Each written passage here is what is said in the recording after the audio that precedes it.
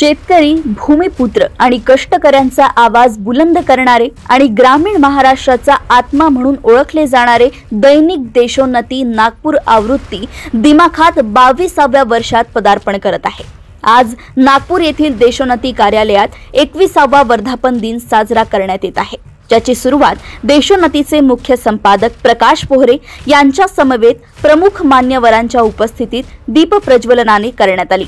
यावेळी माजी गृहमंत्री अनिल देशमुख यांची प्रामुख्याने उपस्थिती होती। आज देशोन्नती कार्यालयाला भेट देण्याकरिता नागपूरचे पोलीस आयुक्त रवींद्र सिंघल, खासदार श्याम बर्वे, सुनील केदार, मेडिकल कॉलेजचे वैद्यकीय अधीक्षक अविनाश गावंडे, बाबासाहेब खंगाले, जनार्दन मून, माजी खासदार सुबोध मोहिते, शेखर सूर्यवंशी, प्रकाश कुंभे देखील आले होते। आज महसूल मंत्री चंद्रशेखर बावनकुळे आणि राज्यमंत्री आशिष जयस्वाल यांच्या समवेत अनेक मान्यवर देखील आज देशोन्नती कार्यालयाला भेट देतील।